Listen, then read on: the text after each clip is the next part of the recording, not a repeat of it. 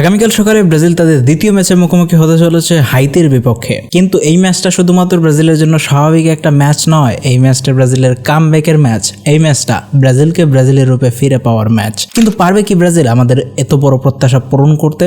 আজকের ভিডিওতে আমরা ব্রাজিল এবং হাইতি ম্যাচের প্রিভিউ নিয়ে আলোচনা করবো। যারা চ্যানেলে নতুন আছেন প্লিজ চ্যানেলটা সাবস্ক্রাইব করে দিন। আমরা 50 খুবই কাছে আছি, ফেসবুক পেজ থেকে দেখলে ফলো করতে ভুলবেন না।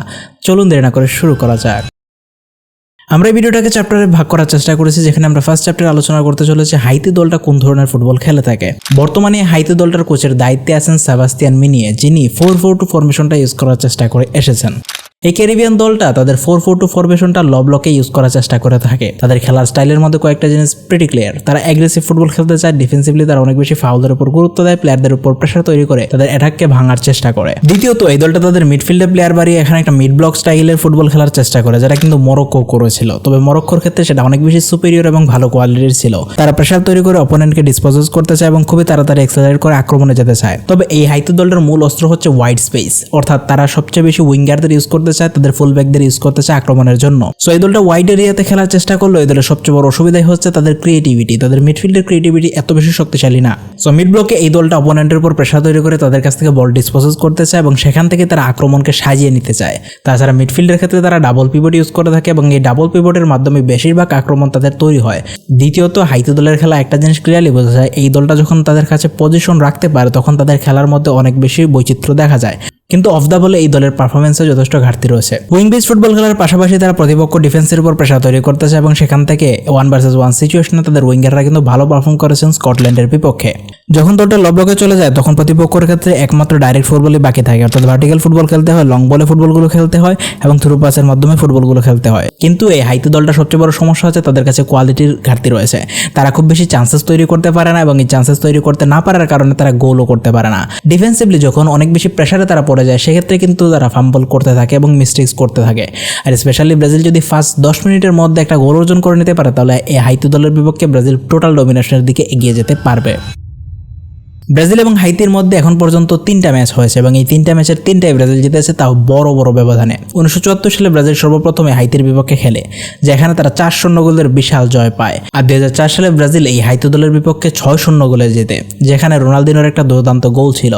তবে সর্বশেষ যে ম্যাচটা এই দুই দলের মধ্যে অনুষ্ঠিত হয়েছে সেটা হয়েছিল 2016 সালে কোপা আমেরিকায়, যেখানে ব্রাজিল 7-1 গোলে জিতেছিল। 7-1। সো এই দলটার বিপক্ষে ব্রাজিলের হাই স্কোরিং ফুটবল খেলাটাই স্বাভাবিক।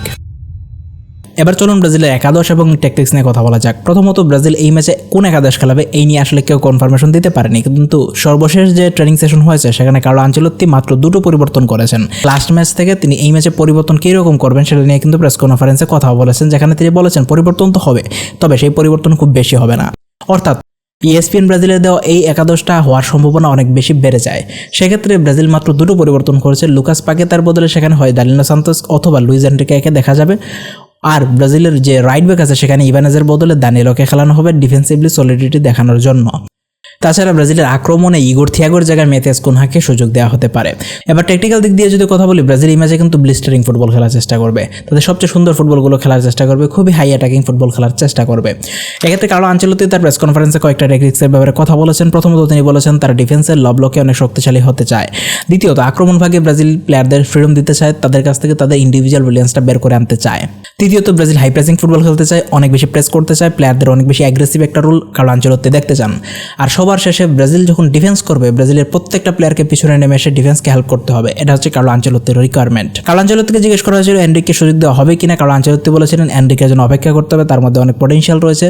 তবে কার্লো আনচেলত্তি এই ব্যাপার ক্লিয়ারলি বলেছেন যে এনরিকের যে ডিফেন্সে হেল্প করার যে অনীহা রয়েছে সেটা কিন্তু তার একাদশে সুযোগ না পাওয়ার অন্যতম বড় কারণ। ইগোর থিয়াগো যখন খেলবেন ব্রাজিল তখন রেফারেন্স নিয়ে খেলবে, আর কুনহা যখন খেলবেন ব্রাজিল অনেকটা ফলস নাইনের মতো খেলানোর চেষ্টা করবে তাকে। সো ওভারঅল ব্রাজিলের 11 এরকম হতে পারে: অ্যালিসন, তার সাথে আমরা 4জন ডিফেন্ডার হিসেবে মার্কিনোস, গ্যাব্রিয়েল, দানিলো এবং ডগলাস সান্তোসকে দেখতে পাবো।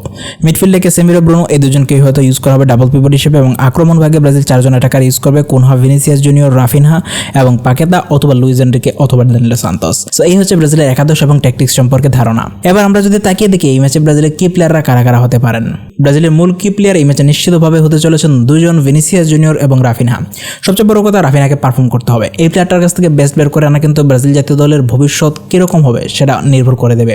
রাফিনহাকে নিয়ে আমি ফার্স্ট ম্যাচও বলেছি এই প্লেয়ারটার পারফর্ম করা খুবই প্রয়োজন। এই ম্যাচও আমি বলবো রাফিনহার গোল পাওয়া খুবই প্রয়োজন। কারণ আঞ্চলিক প্রেস কনফারেন্সে বলেছেন রাফিনহা বিশ্বের সবচেয়ে সেরা প্লেয়ারদের একজন, তাকে পারফর্ম করতে হবে।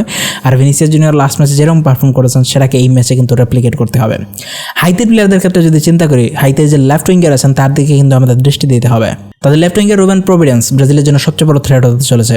সো রুবেন প্রভিডেন্স এই দলের সবচেয়ে বেশি আক্রমণের ক্রিয়েটিভিটি দেখিয়ে থাকেন। তাছাড়া 1v1 সিচুয়েশনে ব্রাজিলের যিনি ডিফেন্ডার রাইট ব্যাকে খেলতে চলেছেন দানিলোর উপর কিন্তু খুবই বেশি প্রেশার তৈরি করবে এই প্লেয়ারটি।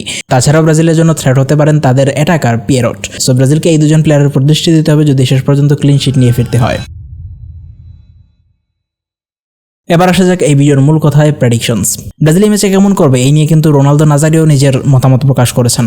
রোনালদো ফেনোমেনন বলেছেন এই ম্যাচে ব্রাজিল একটা বড় জয় পাবে এবং তারা গোল করবে অনেক গোল। এই হাইস্ট গোল স্কোরিং ম্যাচের মাধ্যমে হাইতির বিপক্ষে ব্রাজিল তাদের কনফিডেন্সটা ফেরত পাবে। তিনি প্রেডিকশন করেছেন 5-0। আমি প্রেডিকশন এই 5-0-এর কাছাকাছি রাখছি, 4-0। ব্রাজিল যদি এই ম্যাচে বেশি গোল না করে সেটা আসলেই দুর্ভাগ্য হবে। এখন পর্যন্ত হাইতির বিপক্ষে ব্রাজিল 3টা ম্যাচ খেলেছে, 3টার মধ্যেই বিশাল জয় ব্রাজিল পেয়েছে। সো এইটা কিন্তু একটা বড় সুযোগ নিজেদের সেই আত্মবিশ্বাসকে ফিরে পাওয়ার, আবারও ব্রাজিলের সেই সেরা ফর্মটাকে বিশ্বকাপে নিয়ে আসার। আমাদের এই জিনিসটা বুঝতে হবে, বিশ্বের সবচেয়ে সেরা দল কিন্তু বিশ্বকাপ জেতে না।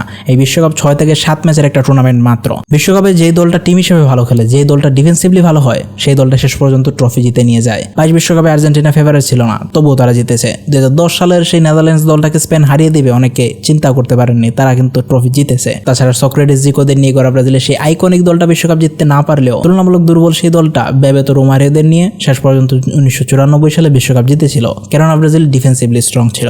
সো ব্রাজিলের এই বিশ্বকাপ কেমন যাবে এই সম্পর্কে কিন্তু ধারণা এই হাইতি ম্যাচ থেকেই পাওয়া যাবে, কেননা এই হাইতি ম্যাচ থেকেই কিন্তু ব্রাজিলের কামব্যাকের শুরু।